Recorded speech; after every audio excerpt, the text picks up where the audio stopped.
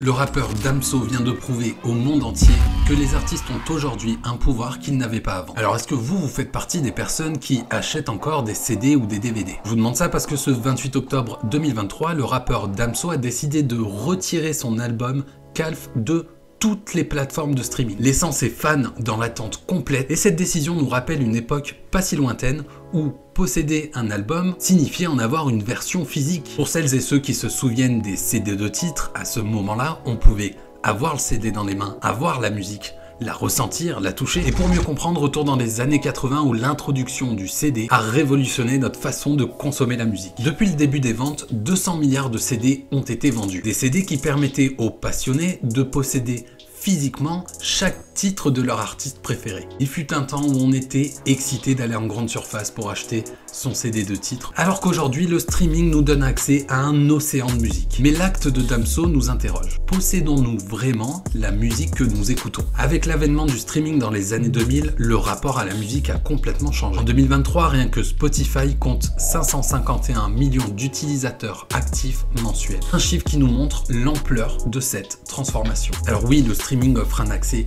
illimité à la musique, mais est-ce que nous possédons vraiment cette musique? Quand Damso retire son album, il disparaît complètement de nos bibliothèques numériques. Alors est-ce que ce serait pas un petit rappel de sa part sur le contrôle qu'on a réellement de la musique aujourd'hui? Pour l'histoire, Damso est quand même revenu avec un album un petit peu enrichi quelques jours après, une stratégie certainement promotionnelle qui réaffirme l'importance du lien direct entre l'artiste et son public. Dans un monde où le streaming règne, quelle est la place de la musique physique aujourd'hui? Quelle est la véritable valeur de la musique à l'ère numérique? Est-ce qu'après avoir vu cette vidéo, vous allez un petit peu plus aller acheter des CD? Est-ce que grâce ou à cause de cette vidéo, votre liste de Noël a changé?